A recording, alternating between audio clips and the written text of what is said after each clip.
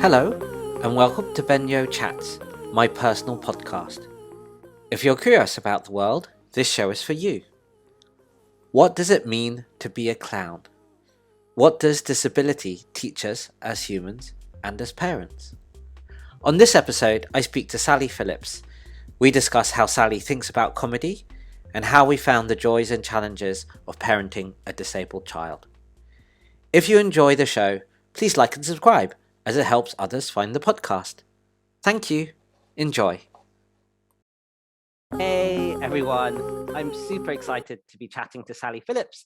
Sally is an all-round amazing human, perhaps best known for her award-winning acting, comedy, writing, directing, but I think she should perhaps be better known for her disability rights advocacy as well. Sally, welcome. Hi Ben, thank you for having me. Lovely to be here. Looking forward to it. So is it true, I think I read or heard somewhere that you've been to 4 clown schools? I mean, are there even 4 clown schools in this country, or did you do the whole Jacques Lecoq thing or Italian country escape, or are there actually 4 clown schools, or did you exaggerate? There probably are 4 clown schools here, and I did 2 of them. Well, I did 3 of them here, in fact. Philippe Gaulier, who used to, you are correct, who used to teach with Jacques Lecoq. I did clown with him, and he's the master. He's pretty much the best, I think. So he taught lots of things, but there was a month of clown, and that was definitely his pièce de résistance. And I studied with John Wright, who John Wright, who did Trestle Theatre Company. I don't know if you remember them, with the huge masks. And he taught at Middlesex for a long time. He's a great clown enthusiast, and he had a company called Told by an Idiot, who did amazing clown work. And then I did with Angela de Castro, who's a Brazilian clown who worked with Slava on the Snow Show. And she's legendary. She's legendary for running a kind of Nazi clown school in Buenos Aires. But it wasn't very Nazi when I did it here. We said the dogs might bark, and bark they are. I've got 3 kids and 4 dogs. It's close to mammal hoarding, isn't it? Well, that really does kind of, I think you put it in your Instagram as clown mother. I kind of yeah, we just got a puppy. I don't know why. I do know why. It's because I can't say no, and I fell in love with these puppies, and someone said, here are the breeders, and they were really nice. And the puppy, I mean, I'll show you, the puppy is very cute. Hey, Billy Sludge. Hey. I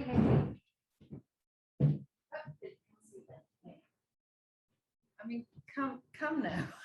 That is super cute. That is really hard to resist. But then Yana, who I live with, who you just saw, she, just as I was about to get one of these, got an English Bull Terrier puppy. So it's like, oh, we can't get the puppy now because you've got the English Bull Terrier. And then the breeders kept getting in touch, going, well, you've skipped that litter. Would you like the next litter? And after a while, I just went, yes, I would. I would really. So we've just got this one. That's amazing. But it is, how many dogs is too many? I would say 4 is too many. Too many. But actually, there's now more dogs than adults. Isn't there like this clowning technique, isn't it, where you essentially, the technique is you just say yes, and you keep on going, right? Yeah, so and it's hilarious. So they taught you too well, and you've taken it. The clown always says yes. And in fact, one of my disability advocacy friends calls me, she says, your Japanese Sally can't say no. Yeah. So yeah, the combination of just say yes and see what happens always leads to disaster, of course, which is why clowning is funny. Saying yes always saying yes always leads to disaster and awkward situations, and that's where clowns really shine. But yeah, not a good policy for life, it turns out. Well, I guessing so. And clowning, because you can kind of comedy, I guess. So I'm not completely well read up, but you can have sort of 2 sort of schools of thought in clowning, right? There's the clown and this kind of bouffant clown, and you've got the kind of Puppy. Hey, Billy Sponge, here. Yes, that's exactly right. Yeah.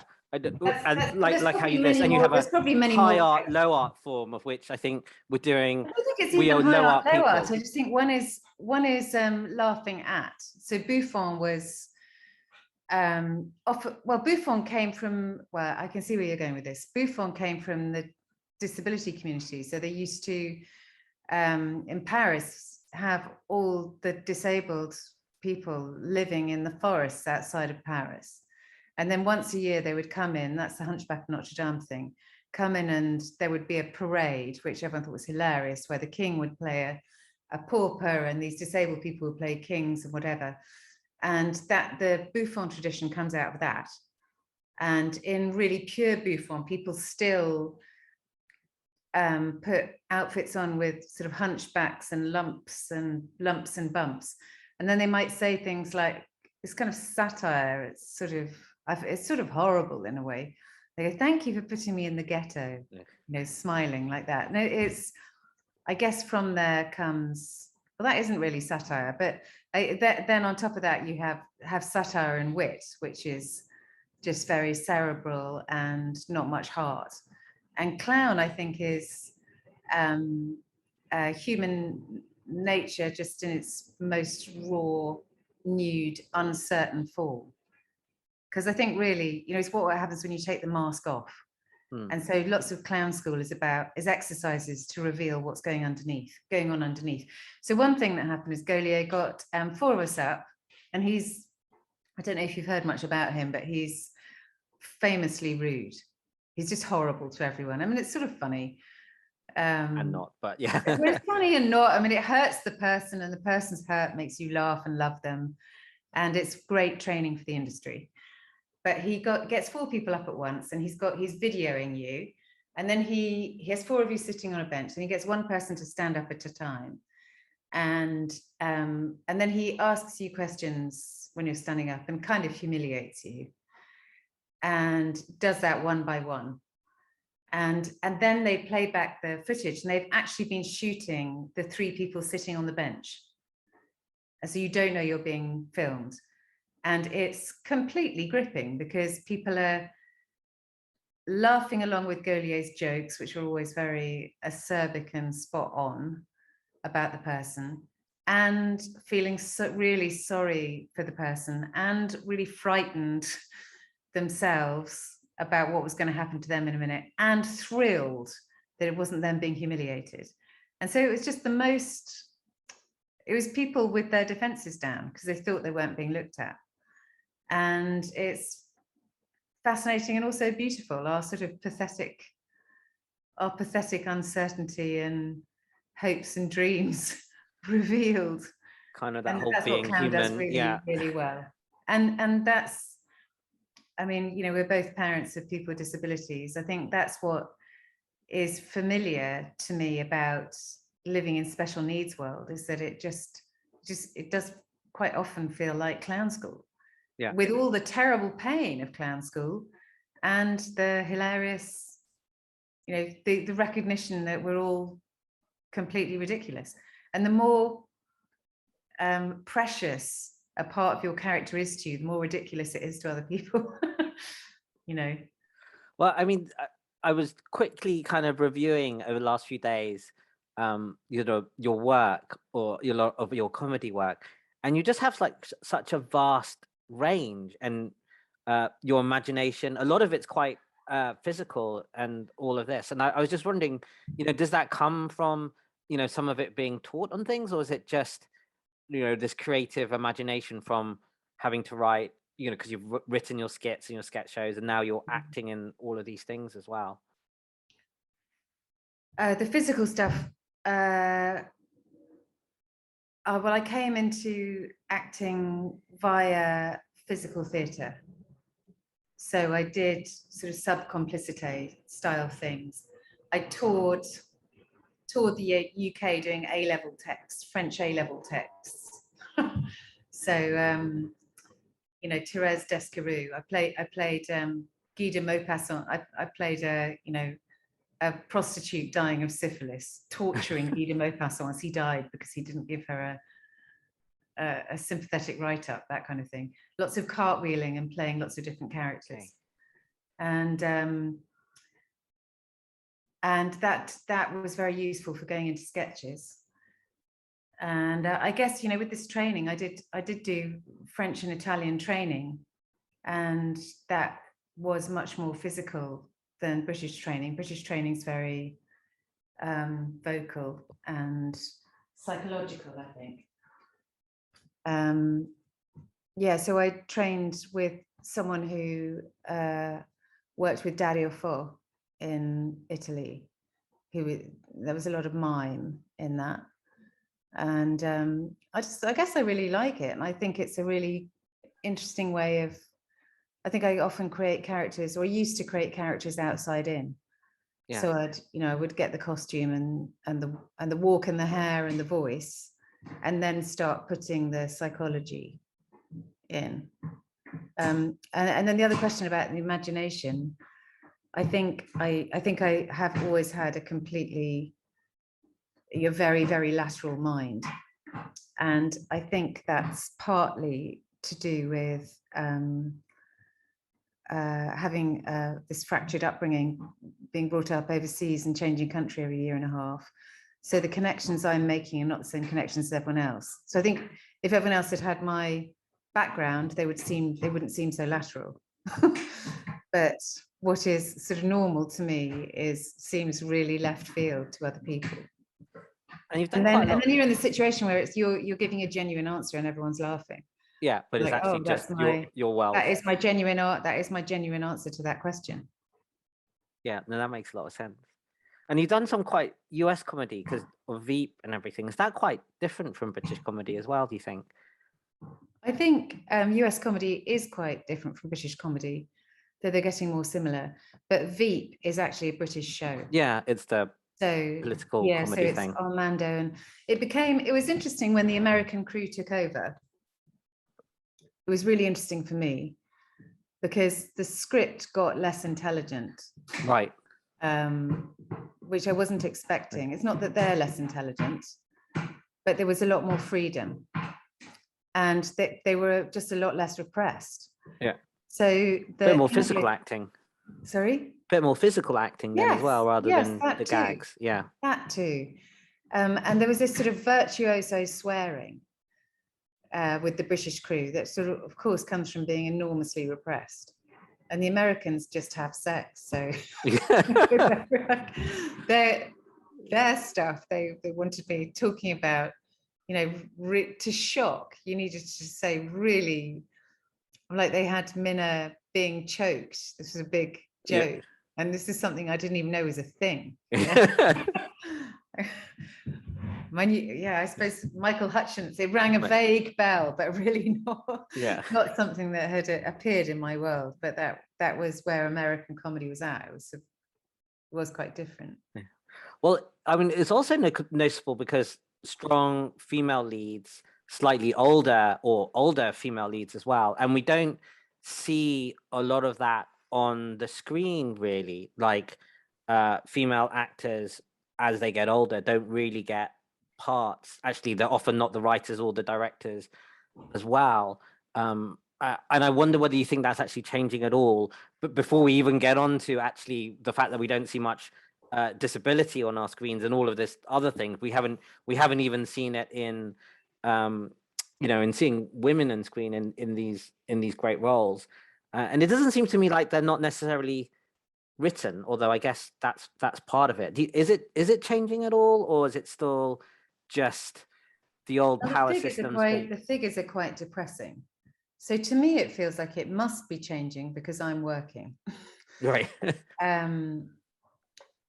But the figures are really depressing. So the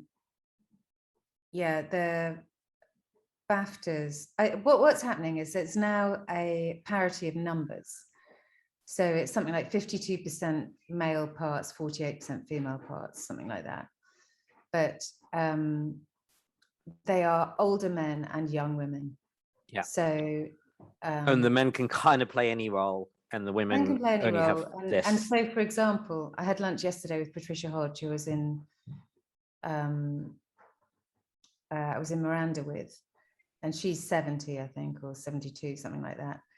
and she is playing the mother of Roger Allam, or mother-in-law of Roger Allam, who she played opposite 40 years ago. So the same age, but she's now playing his mother, and he's married to somebody in their late 30s. That's the screen thing. And then, and so, for example, in 2019, leading actor at the BAFTAs, leading actress, that they did a survey. They found that in the previous 20 years, the average age of the Best Actress nominees had gone down by 20 years, whereas the guys had gone down by 3 years, meaning that in 2019, Brad Pitt, as the youngest male nominee, was still 3 years older than Laura Dern as the oldest female nominee. Oh, wow. So, I mean, now when people say to me, oh, my daughter wants to act, should she go to drama school? I kind of say no, because all the great parts are now for people between 17 and 25. So if you go to drama school, if you go to, you used to be able to go to university and then drama school. Somebody like Nicola Walker did that. She went to Cambridge and then went on to RADA, I think. You've missed the boat by the time you come out. If you're 25, by the time you come out, you've really missed the boat. That's too late. So yes, I think that there's not many. There are parts written for women who are older, but they're routinely cast 20 years younger. Yeah. So a man in his 50s would have a wife in her 30s or 20s. And so it's not that the parts aren't there, it's just that what women actually look like and behave like and speak like and think like isn't being represented by those people. So then there's this pressure for someone like Nicole Kidman to present with young face, a sort of baby face, and have loads of fillers and all the rest of it. And it is quite hard to know what to do. I haven't done any of that. And I'm beginning to lose my nerve. Oh. Having fun. I'm not going to do that. I don't need to do that. I do comedy. Yeah, I guess you've got to write and direct your own parts then. But then actually then you see your neck and you go, oh my God. Oh my God. I was about to say, then is that really what it looks like? Because you don't feel any different from 10 years ago. But then these gatekeepers are actually also not necessarily with the program either. So you're stuck there as well. Yeah, it is hard to know what to do. I mean, yeah, it's hard to know what to do because you have to, you have to sell these things, and people have, so much of it is aspirational. Our office, we're opposite. We're a tiny indie that make boutique indie films, and opposite us is Matthew Vaughan's company that make Kingsman, and and you're just reminded, they've got a whole branding section. You're just reminded that, a lot of that is about then flogging the toys and nobody wants to look normal, do they? Everyone wants to escape with those films.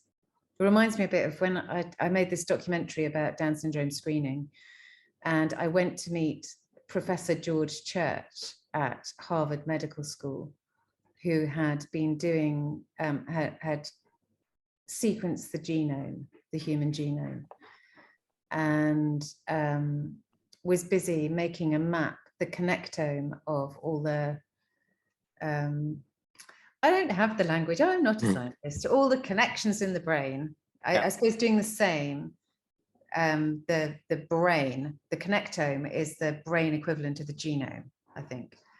And he said to me, in the future, he thinks that we will be able to switch mental states. So we might be able to switch on an autistic state if we've got a lot of data analysis to do quickly, or we might want to switch on, I don't know, whatever other ADHD state if we want to be a performer, be a stand-up comedian, or there might be different states we might be able to switch in and out. And he said to me, but would anyone ever want to switch into a Down syndrome state? And of course I think yes, because Ollie does seem to be very happy. And I think we've over prioritized intelligence or rational thought. Yeah, I'd agree. I was going to come to that. I was just saying that actually you're one of the humans in this world who've actually made me shed tears, but not as you might have thought, tears of joy because of your comedy. Although maybe it came close, but actually tears of, I guess, empathy or loss while watching your documentary on Downs and the screening. Because and I had the impression, as we know, disability in the family has plenty of challenges, but that people have completely missed the aspect of that there are plenty of joys and essentially being human, and being human is all of these imperfections and all of these type of things as well. And that I guess people on the outside, or even people kind of involved in well-intentioned areas of medicine and things like that, just don't see that lived experience, or just somehow miss that. And that if you then cut all of this out, you'll somehow, well, I kind of think you're diminishing humanity, which almost seems like too grandiose to sort of say, but it is kind of the point. And that's part of what I got from your documentary work. I don't know if that's kind of one of the themes you were getting at. Well, I'm just, I'm like you. I'm just someone who thinks too much, probably, about everything that presents itself in my life. And where I've come since that documentary, apart from thinking, gosh, everything really is as corrupt as you thought it wasn't, as you thought it couldn't possibly be. So apart from that, which let's not go into that, I think it feels like we're on the crest of a wave of people beginning to realize that the brain isn't where everything is. So there was that book, wasn't there, like 10 years ago, that book on the gut. Yeah. I mean, people made lots of jokes about George Bush's gut brain as opposed to his brain. But I noticed, I was in the photographer's gallery today, and there was a whole book on breath, talking about how, we need to reconnect with the non-brain bits that make us human. And, this re-emergence of, everyone seems to be meditating and doing it. People seem to be trying to cut the brain out to give themselves peace and to get breakthroughs and enlightenment. And it seems like I just have to shut the brain off somehow. And some people, I was talking to someone yesterday who was going, he just drives circuits in quite a fast car round his house to shut off the noise in his brain, because it's not always helpful. And the thing that struck me with the documentary was that all the people who've been in charge of defining particularly learning disability are people who have a predisposition towards thinking that intelligence is priority, because that's where they score highly. So, of course, professors of medicine are going to value what they have very highly. But we can see, sometimes not very clearly, through a bit of a fog, that there really is plenty more. There is often a better way. And it is, I find that's quite interesting, because the one area of learning disability that the establishment have been interested in is where there is, obvious and impressive intelligence. So autistic savants. That's very annoying for the autistic community, isn't it? Because most of the tiny bit of what we are. Are not savants. And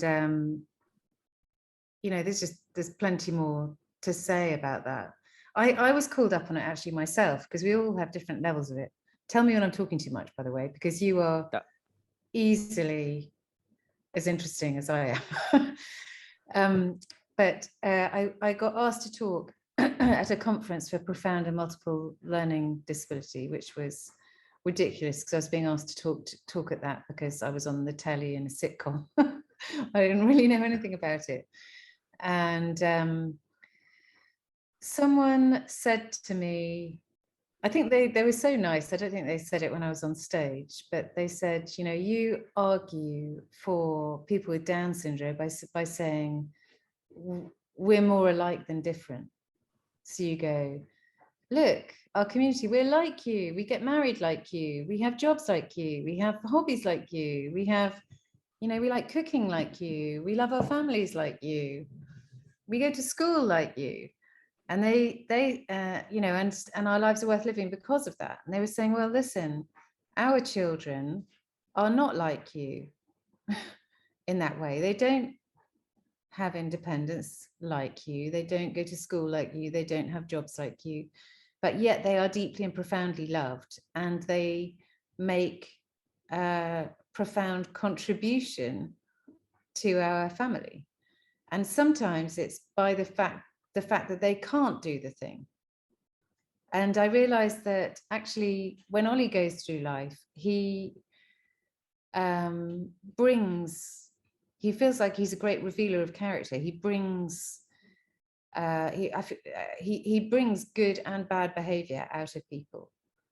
Good behavior, you know, often when he's, I don't mean good behavior, I mean kindness, generosity, and love. Yeah. Big generosity of spirit, self-sacrifice, nobility, beauty, brings this out of other people. And sometimes people who don't have other places to express that beautiful part of themselves. And so sometimes it's through what he can't do that he builds community around himself and creates beauty. And I just struggle with trying to explain that to people who aren't in our world. Because it sounds like, because they just seem to believe that we all have Stockholm syndrome, that our children have us imprisoned and we've fallen in love and been completely, and maybe they're right, maybe that is what's happened. But the reality is that that is how it appears to me. Yeah. That makes me think of kind of two things. One is a recent film of the book Reason I Jump. Oh, did you love it? I think, yeah, because I think that gives maybe a slight glimpse to some others about this, because you know, this is part of the community which is still quite other to those who are not, right? Because they're not, you know, like you said, not like you. And the other thing I thought it kind of raised in my head was also maybe faith, because I know you kind of have faith. I unfortunately don't have faith, and I kind of would really like it. But I a lot of faith-based people or communities I meet kind of instinctively seem to understand this easier and revealing those good qualities of being human. And I think there is something to the 2 points you said, you know, this other, that it's not all about the brain. They could be whatever you want to call it, spiritual, being human, or something, that quality of other, and that acceptance that, you know, you're going to have stuff which is kind of really bad, but that's also part of being human. And actually to not have that somehow makes you less human, and that type of thing as well. But I do think, yeah, there is this thing that it's okay not being like others as well. But you have this thing, we are shared in love, we are shared in grief, we're shared in all of these other things, which actually makes us all really human. Well, I think there's something that is common to all humans, that religions sometimes get right and sometimes get wrong. But I feel like there's a truth that everyone sort of recognizes deep down, whether or not you believe there's some, and you know, there's a lot of doubt in faith, and there's a lot of faith in doubt, I think. So I mean, I don't know, do I? I don't actually know. I just find that, you know, where there's I dig where there's an X, and it seems to come up with the goods sometimes. But the church is just endlessly disappointing. Yeah, I was watching a documentary a few weeks ago. There's a convent of nuns actually really near where I live in North Kensington, up the top of Oh Ladbroke yeah, the Grove. Carmelite nuns. The Carmelite nuns. I really want to go there. They And sound well, amazing. you don't go where so the person who managed to film the documentary, I think, wrote them letters every month for 5 years in order to go, because they don't want their practice disturbed. They don't speak very much of the day, and part of their practice is they're praying on humanity's behalf. So you could ring them up and they will do prayers for you. No, but But they this is pray a what lot. I've started doing. This is my practice now. So You pray for I've others, or you're become, silent for most of the day. no, obviously not silent. I mean, can you imagine? But I'm trying to do contemplative centering prayer, so without words. So, And so this is so part I of their find this practice. completely fascinating that this is, and so many people in so many faiths are doing exactly that. They do it, or Even if you're doing insight timer. exactly, or sometimes people do it by chance, which is weirdly the same thing, because you're just repeating the same phrase, not And many that words. stimulates your vagus nerve, which makes you feel better. Yeah. So I've got a friend, really good friend. So I was at New College at Oxford, and I had a really good friend there, Lucy, who's a zoologist who studied under Dawkins.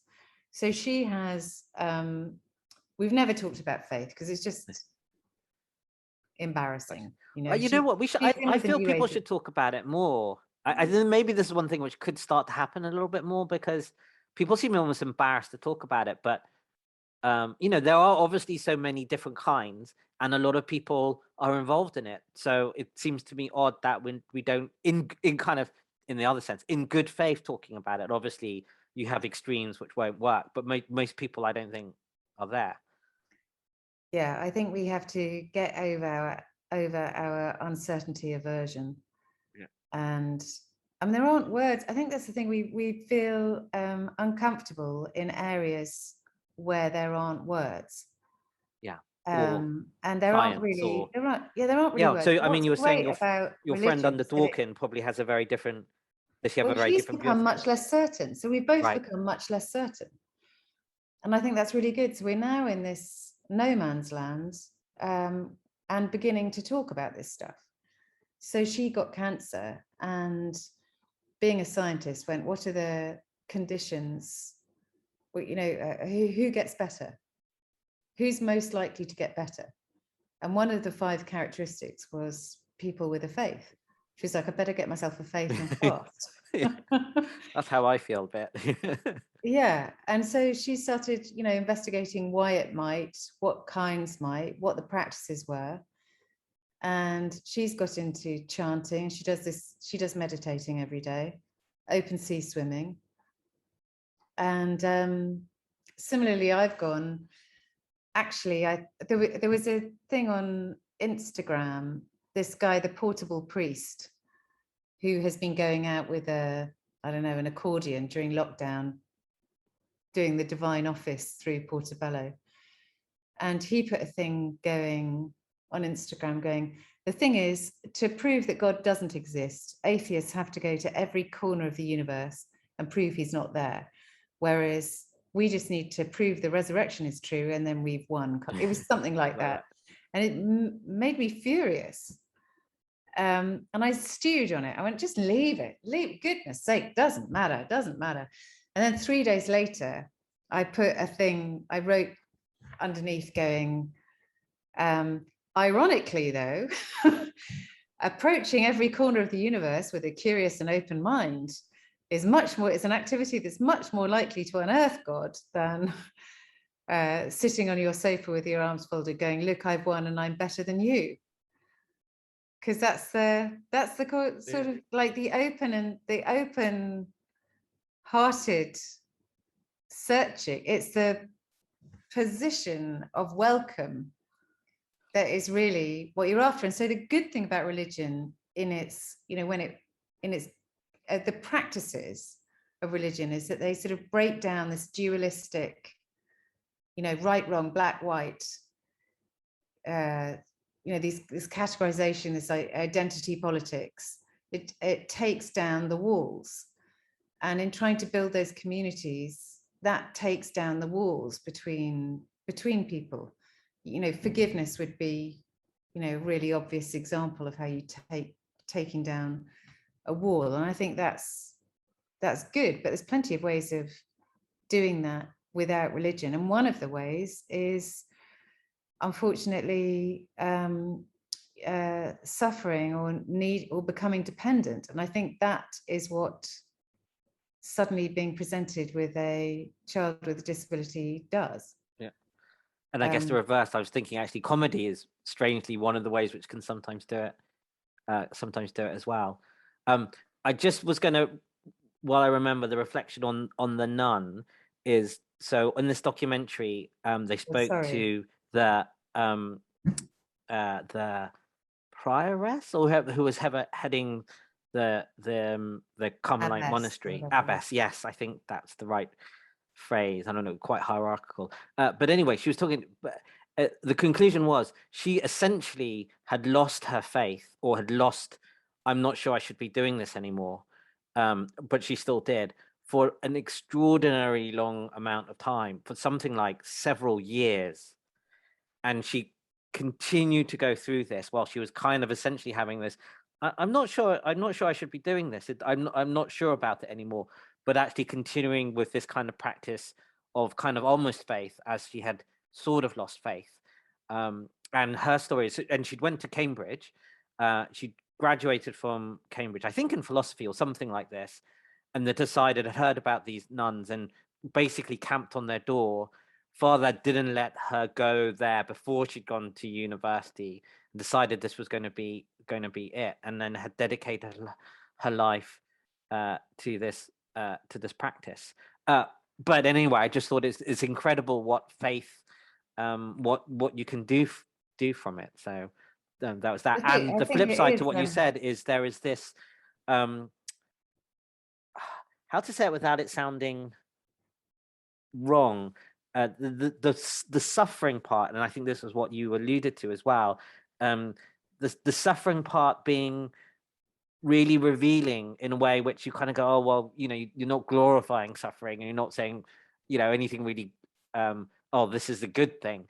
But that, if it has come into your life and you can embrace it, I really hate this idea of leaning in, but it's this idea that if it doesn't break you somehow, and you take it in as a realization, it does open up so many things which would have been close to you. And that's certainly been in my case. There's whole root of area of life and humanity which I wouldn't have contemplated had I've not had to go down a route of dealing with disability and the community and things not being how they would come out. And I don't know, is that what you're thinking about, kind of that suffering angle? I don't know. Yeah, yeah. I mean, I read a thing saying there's two routes to God. One is, there's two fast tracks. One is suffering and one is love. Right. And I think we get both. We get both. Yeah. So we get extra loved. But there is something about reaching the end of your own ability, isn't there? There's, that wall where you hit the wall and you go, I actually can't do it. And when you reach that point, that's when you have to rely on friends and family. And I think for people like you and I, who are super privileged, very well resourced, very well resourced, and very well educated, and we have lots and lots of opportunities. It is a real privilege to have our lives amplified by being able to see things from the other side of the river. You know what I mean? Yeah. And I feel that I have connections with so many more people than I would have had. And I have, I give and receive empathy with many, many more people. And I'm also much more courageous, I think. So my life is, because I have more limits, it's a bit like things travel faster down a narrower tube. Yeah. So your life gets narrower, but things happen with more force or something. Because of the limits. But it's not to, and I don't want to give anyone the impression we're like trivializing the challenges or the challenges it gives sort of everyone and everything within that. I definitely felt that. I don't know what's thing of like, the day after a hangover, you feel really clean. Maybe you don't know, But if you get, and I don't really drink, but I don't drink anymore. yeah, yes, exactly. Yeah. So exactly, you can't really drink that much in this path. But you know that thing where if you have ever had a hangover, once it's passed, you feel sort of fresh, you feel born. Weirdly again. detoxed, yeah. Weirdly detoxed, and it's a bit the same with these terrible struggles, like remember Ollie trying to get his shoes on to get him to go to school, and he didn't want to go to school and just being kicked again and again and again in the face. We've had that with sleep. I don't know what your relationship to sleep was, but there was a period of that. We've got having a particularly kind of troublesome period as well, but where you go through this end, and when you go like, well, I haven't slept for 24 hours. So you kind of like somehow go through to the other side, because otherwise, actually, I guess otherwise, and maybe this is why a lot of families also kind of splinter as well, because if you can't somehow get to that other side of, so they just haven't gone to sleep for whatever reasons. And you've somehow got to get to the other side. Yeah. Sleep, that's just that is just torture. There's no upside from that. I'll tell you what's weird, like having come out the other end of the sleep horrors mainly, I now find that being overtired is like a comfort blanket. Feels very familiar. Get to, that stage where you do feel drunk, and it just feels cozy now.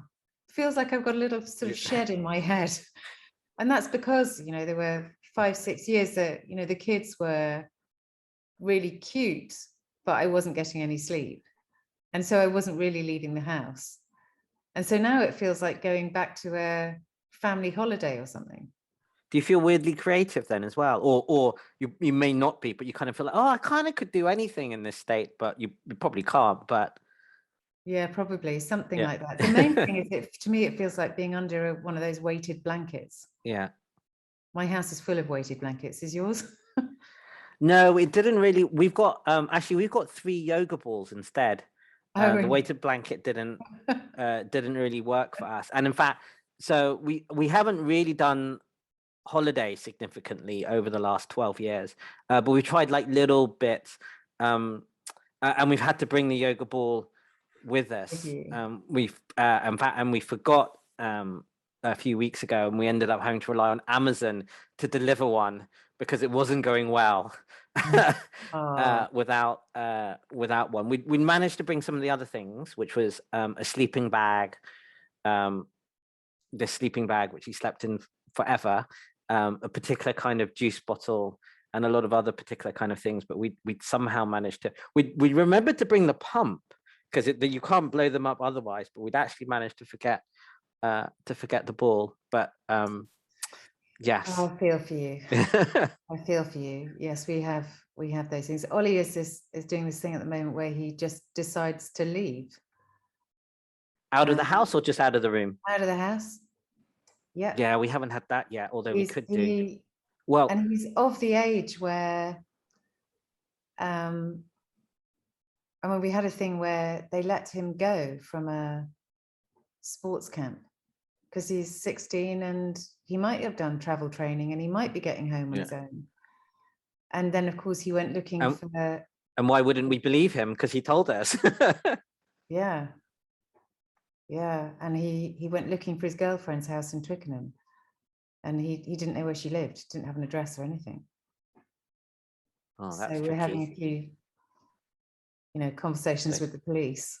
So like, how are you going to make sure it doesn't happen again? You go, well, I just said this time, I said, I think it is going to happen again. I think I can almost guarantee it's going to happen again. And there's nothing we can really do about it, but we can minimize the danger when it does. Well, another family, I don't know how I feel about this because it hasn't done this one up, but they're using air tags. They're using these Apple air tags, but just with a key or a thing that they take with them, and then you can track them to the air tag. Yes. Yeah, we had those. And he took them off the shoes. Right, yeah. And he rips all his clothes up. That's the thing I can't really cope. Well, I can cope with it. I am coping with it, but I just have this sort of, when part of you is given up and died. Yeah. the part of me that's given up and died is like that. I'm never going to have a pension. I'm going to be working forever because Ollie rips up pants, and he's in men's pants, and he'll wear them once and then rip them up. And I mean, I don't know where to get really, really cheap pants. Yeah. And Marks and Spencer was 21 quid for 3. Yeah, you need a supply line to a Bangladesh factory and own it or something. That's still £7 per pair. That's £7 of pants a day. And then there's usually t-shirt and jumper and pair of trousers every week as well. Coats. Wow, every week. That's week. Tough It really adds up. Yeah. We're going through a I can't not buy him clothes. Yeah, no. Because that thing of, well, you're not going to have any clothes. Well, you're going to have clothes because I'm going to have to clothe you. Yeah. Well, there is this bit, isn't there? I think I've always described it, and I guess this is a little bit like the social model. You want to try and make the world come as close to you as possible, but there are certain things like running around naked all the time, which just isn't quite possible if you want to go out. And we have this opposite problem. Where my one, if at all possible, would like to never wear trousers, and he's now 12. So this is, you know, when you're 4, 5, 6, 7, it's kind of cute, and you'll get away with it as you continue to get older. No, nothing. He would just put half naked is his preferred, his preferred mode of being, and it doesn't bother him. He's just like, you know, because why? It's kind of hot and uncomfortable, right? Why would I bother? And so we have to work very hard to keep them on, and then we have the wash issues as opposed to actually tearing them up issues. But I can see that couldn't be a particular drain. We have a thing about though, well, there was a lot of broken things, and there's still some broken things going on, particularly broken technology is not going to be good for the budget. No, heartbreaking. Yeah, it is really hard to know what to do, isn't it? But I suppose, I mean, you know, these spiritual practices, like even the non-religious ones, are about surrendering, aren't they? About sort of letting it go. That's what mindfulness is supposed to be. Is it mindfulness or mindfulness? Yeah, I think it's mindfulness. You go, I'm sitting here and my thought will come along and I just let it go. I welcome it and let it go. And I feel like we're doing that all the time. I had to laugh with a friend of mine who has a very severely disabled child. And she was going, well, we're never going to buy those mindful coloring books, are we? Because we're being forced to do the mindful thing all the time. Like we can't go fast. We literally can't go fast. Leaving the house, there's a massive checklist of things. There's hours. People don't understand. It can take an hour just to get out, and you kind of feel, well, let's just give up. It's like we're only going to do that. Yeah. Although I think that the same, I guess this is sort of mindfulness, but what he's taught me is sometimes, well, quite often to live in the moment though as well. Yes, absolutely. Because they do, right? And it kind of irritates me because I'll do like, I think A+ parenting for an hour, and then a moth will come along. He hates moths. And it was like, oh, well, that was worth nothing, because in the moment, the moth is the worst thing in the world. Again, not to sort of sound trivial about it, which is also a sort of gift as well that they can give you. Yeah, I mean, it's really important, because if you don't live in the moment, and if you don't sort of take it in, the story you tell yourself about what's happening can be much too bleak, because these big, awful events. So Ollie can be good 99% of a day, and then that 1% just will be so bad that you remember the day as being the day when the MacBook was put in the bath. Yeah. Whereas actually he was really good up to that point. I remember saying to him, so he went to a special needs school, which is a disaster because he got expelled from mainstream. That's another conversation for another day with some stiff drinks. And he just hated it, really hated it, and smashed up the classrooms. And having gone in much more able, like too able for the school, came out with the most support of anyone there. It was their most difficult child. I mean, going, you've got to do what your teachers say, Ollie, you've got to do what they say. And he said, like, why? I do sometimes.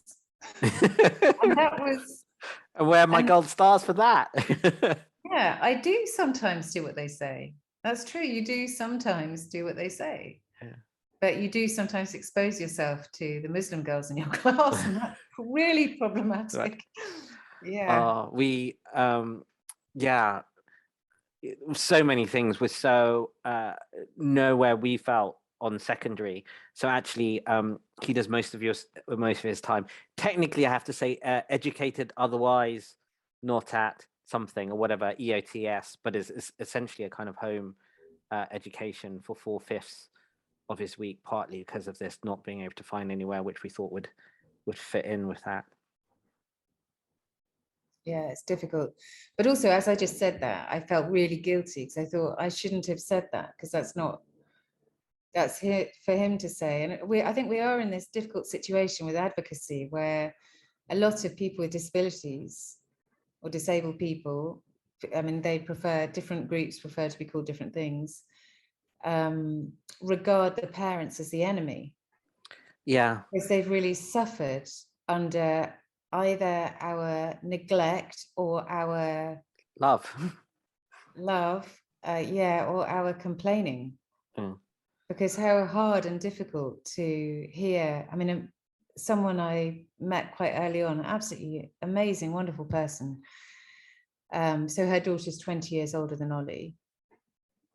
She had, when she was born, when Lizzie was born, written a book about her feelings about the diagnosis and the early years to help other parents, never in a million years imagining that Lizzie would grow up to be able to read it. And she did. She could and did. And I think that was tough.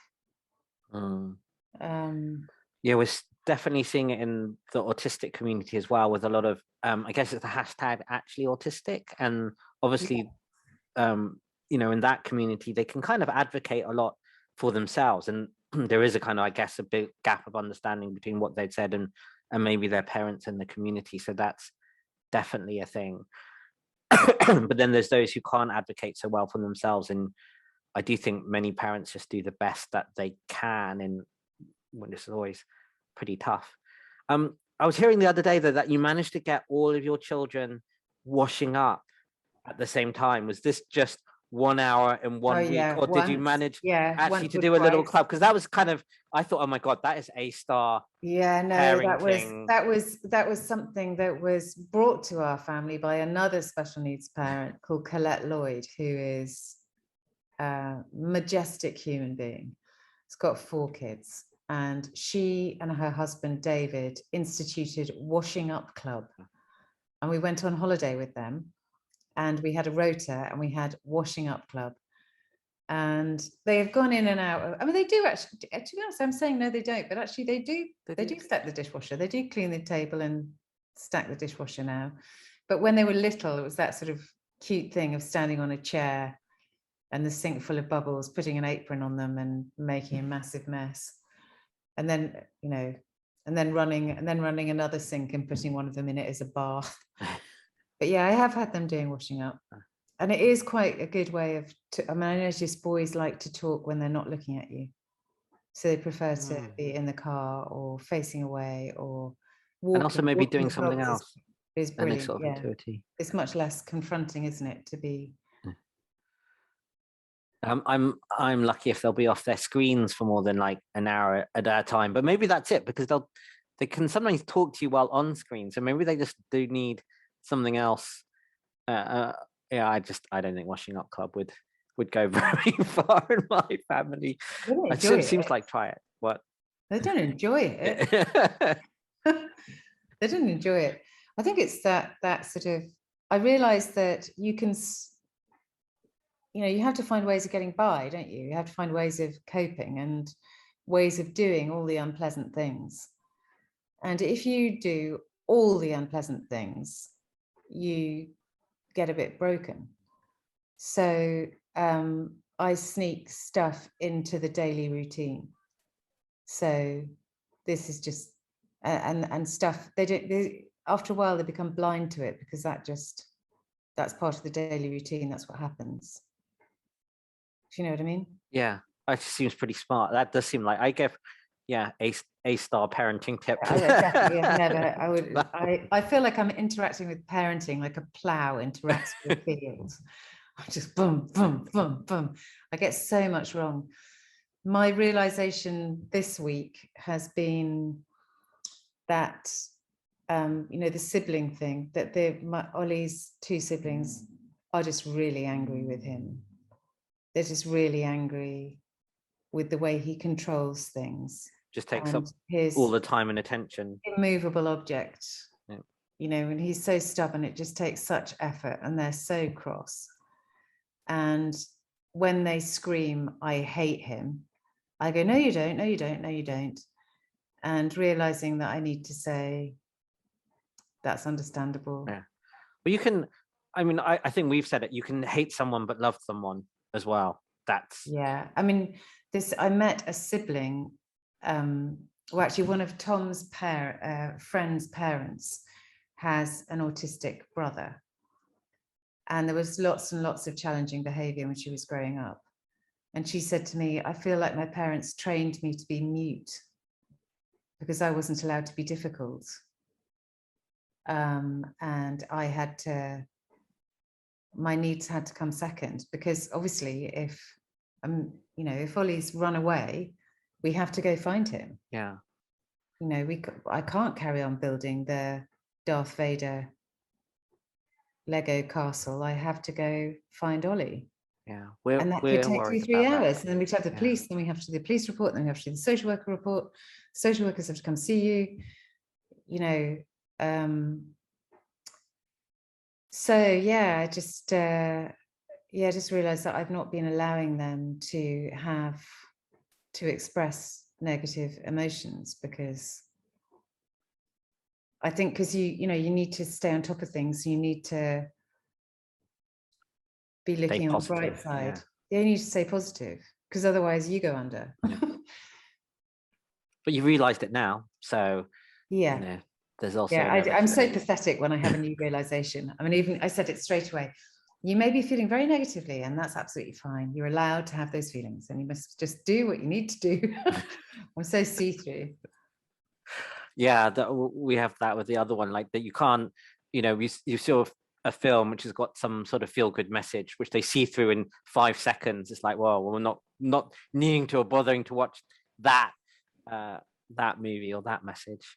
Actually, that reminds me of I guess there's 2 other things I was going to touch on. One was a parable which I'm lucky I think I came to late, because I kind of really don't like it, about the story about Holland and Italy. Yeah, I hate that. Which comes through in our community, I guess, because there seems to be so much wrong with it. But I kind of want, I'd be better if there's a better parable. But it's actually how a lot of people outside of the community come and see it. This idea, I can't quite remember, but isn't it? It's like you want to go to Italy and you end up in Holland, therefore showing you don't know anything about Italy or Holland. But actually, Holland turns out to be okay.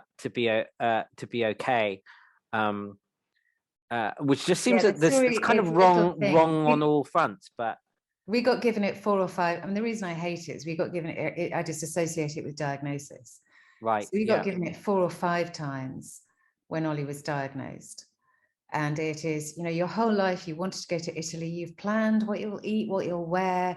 You're looking forward to seeing the Colosseum and the Statue of David, the Leaning Tower of Pisa, and eating pizza on a Neapolitan street. Maybe even taking a boat trip to Capri.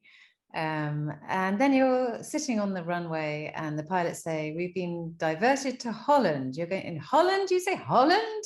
I don't want to go to Holland. But unfortunately, you have to go to Holland for life. You will never be allowed to visit Italy.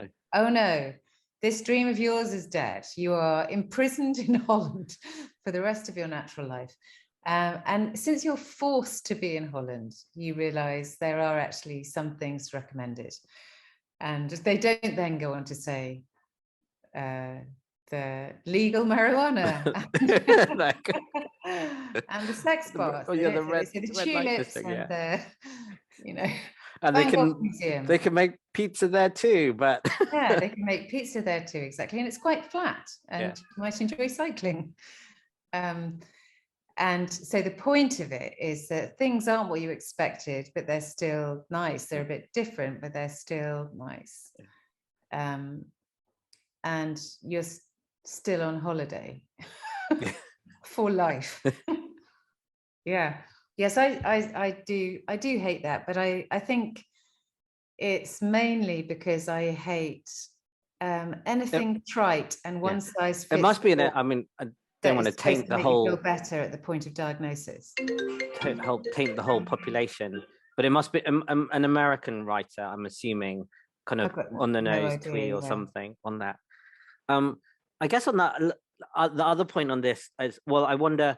I've heard you comment on him as well. So this is this consequentialist utilitarian philosopher. I kind of wonder what he'd make of this. Peter Singer, who doesn't go down very well in disability community, but is completely loved in animal rights community. And I think what we've discussed seems to me to be the real case that and I think he's sort of accepted that he because they've got this idea of utilitarian, suffering, and therefore, eradicating that is kind of good, is sort of his position, but doesn't actually realize that the worth of people, or the worth of this experience, which could be anything that great. And so you end up with this very reductionist kind of viewpoint.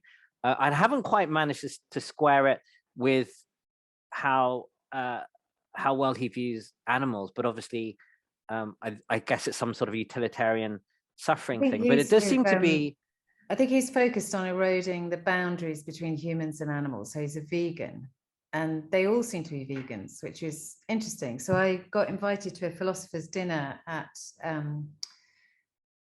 Corpus Christi with not Peter Singer, but Julian Savulescu and the other one at Oxford.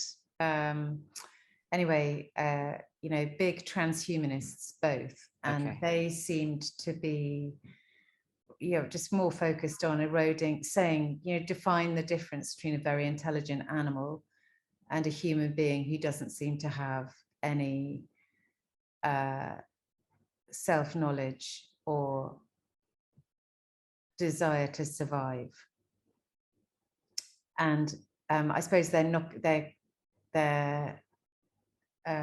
chipping away at this sense that humans might have a soul and animals might not. And that is all quite interesting.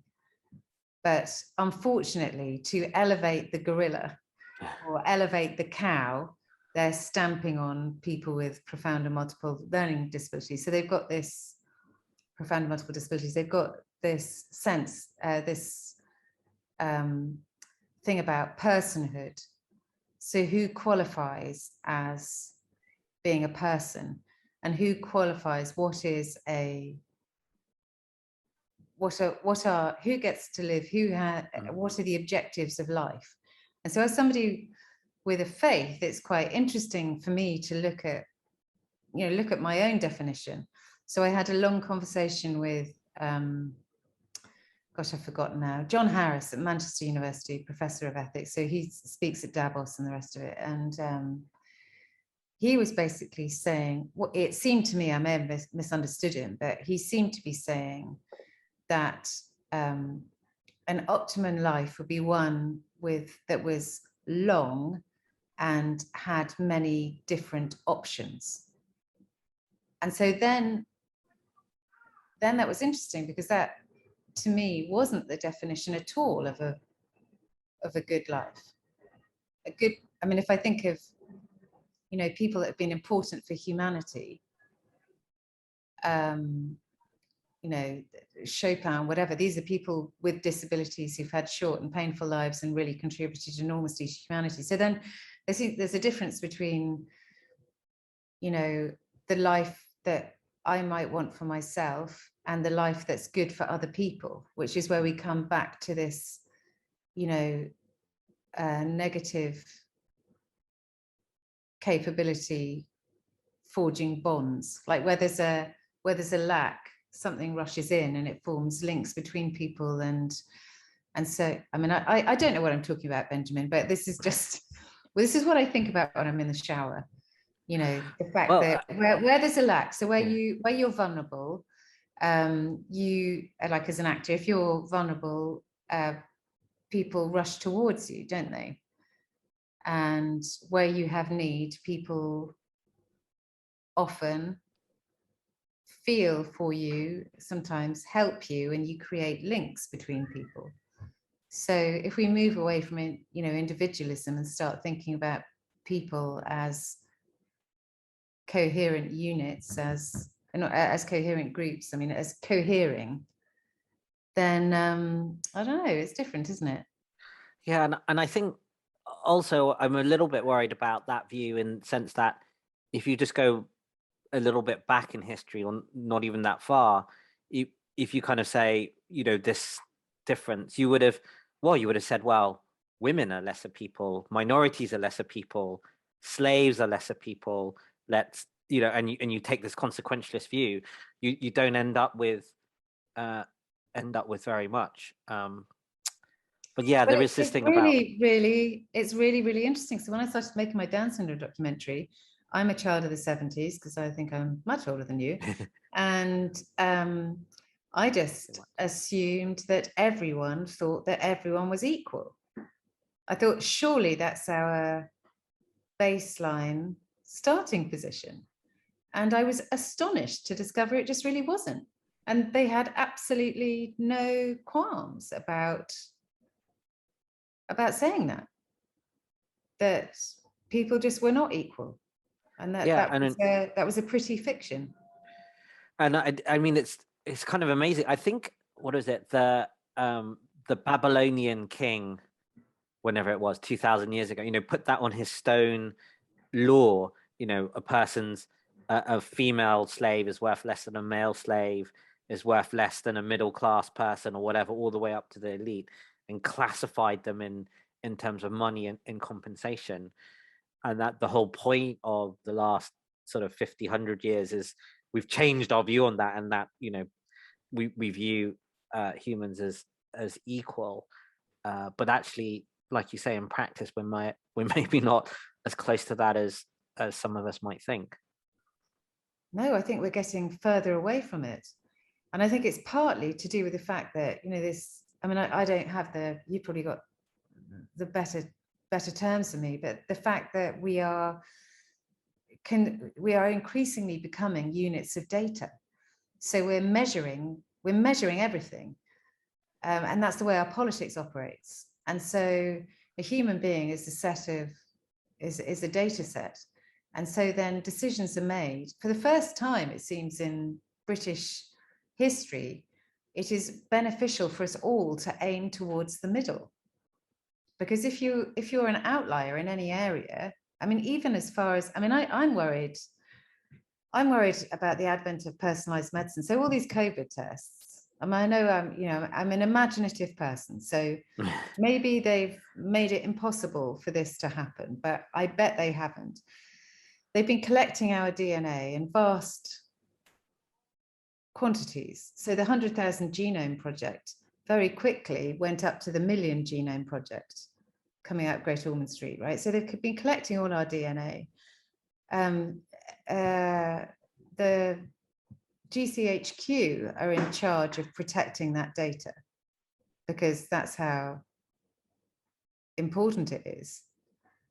If the government can sequence the British genome, they can know which diseases we're most likely to develop, and they can invest. That utilitarian, they can do the most good for the most people. But that would mean that if you got a rare cancer, you are going to be underserved. Anything unusual, you're going to be underserved. So it's only the people, and you can already see this happening a bit with education, that it's aiming at the middle. If you've got special needs, or if you're gifted, it doesn't work for you. The education system just simply doesn't work for you. Yeah. I'm going to have to think about that one.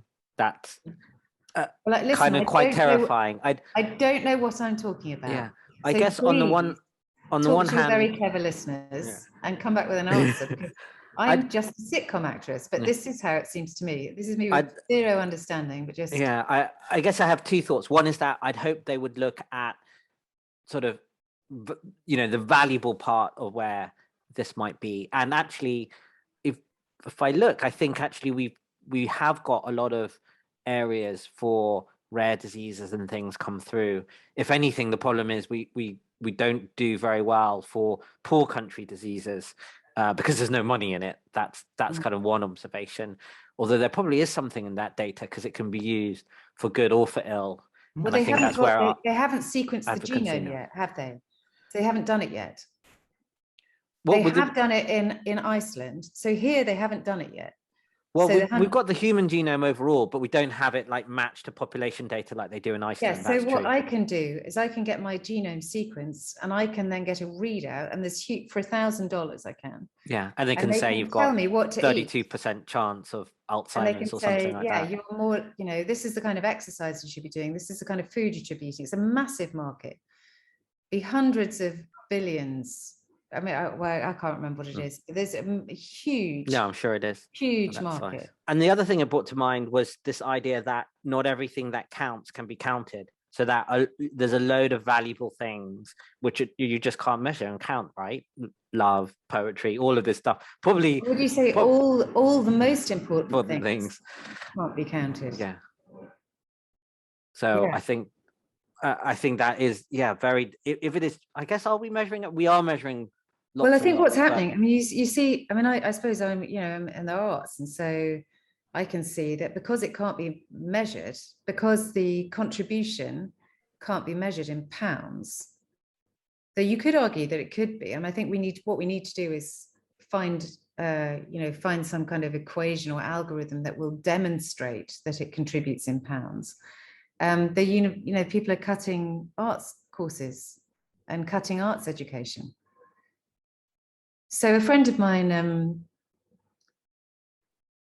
mean, there's lots of examples, but I feel like we really don't value what the arts contribute because it's very hard to measure what the arts contribute. And what they contribute is things like empathy. Yeah, these things which are really hard to measure. Yeah. They're very important.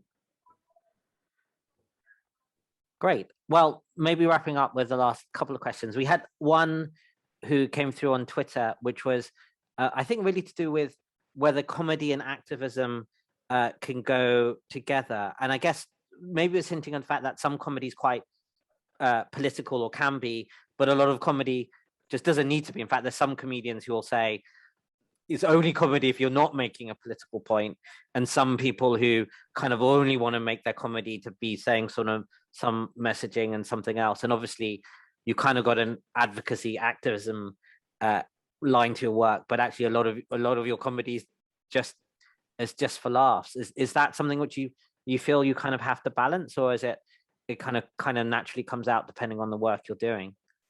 Well, I think about it quite a lot. Matt Fraser, I don't know if you know him, he's a great actor with a visible disability. He says that the more activism you do, the less acting you get to do, the less. So you have to be very careful, I think, I feel that I need to be careful to be mainly a comedian actor, because I lose my value as an activist if I'm not that. Yeah. And so there's an element to, I mean, if you are only making points, it's like Soviet art. If you're only making sort of politically correct,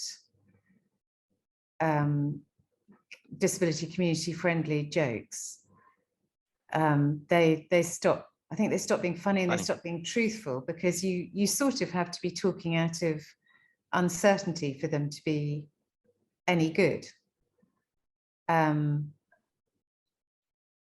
you to be discovering something new. So I think, comedy is always after different kinds of truth. Is that right? No, comedy's not always about anything. You can't say, I mean, sometimes comedy's just literally light relief. There are some comedians who focus on speaking, holding a mirror up to society, and there's others who just want to give you a break. Yeah, and both are fine. And then there's people who do both, like Milton Jones, for example. He does a lot of jokes that just make you laugh, and then he just make you laugh because they're stupid. And then he does things. He does do the odd political thing, or he'll say something. He does say things with edge, like, and this is a very, very old joke of his, but he did one about those cultures where they believe that taking photographs of you steals your soul. That's mad, isn't it? Because that would mean that people who are photographed a lot, like supermodels, would have really dull and vacant personalities. And so I don't know, just turning things around. Yeah. So comedy's really good for looking at things from a different angle, and it can be for a purpose. So pure comedy, it can be for a purpose or not, and both are fine.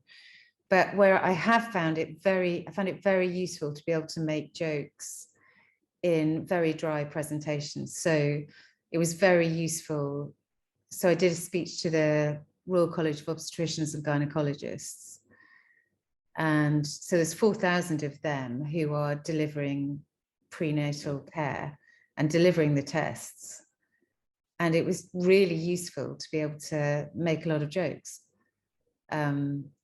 Because if you just stand up there and just harangue, I mean, they've been,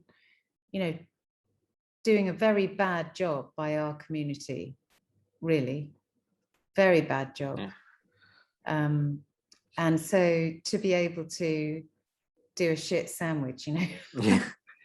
Haranguing them straight up was not going to have as much impact. Rather than saying you were doing a great job, which they hadn't really been doing, just do joke. Ah! Joke. Yeah, probably more effective. Final wrap. So it's really, really useful. As everyone's known since forever, comedy is a very useful rhetorical tool, and it's very useful for reducing fear and, sweetening pills. And so it's a very useful tool for advocacy, but I don't particularly want to do a sitcom making those points. I want to keep the comedy pure. That makes a lot of sense. And then last question would be, do you have any, I guess, advice to maybe young people or young creatives, or perhaps advice to expectant mothers, or some thoughts along those lines? Maybe it's the same thing. I was back to very different things, thinking, oh no, maybe that is exactly the same thing. Maybe that would be more healthy for both to think about it that way. I mean, the thing I say to creatives is art makes art, so just do it.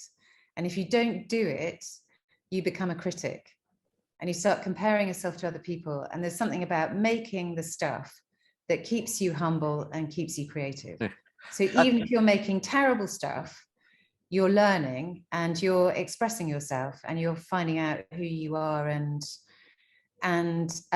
with writing, nothing's ever wasted, because oh crikey, sorry. It's okay. I just declined that one. Okay.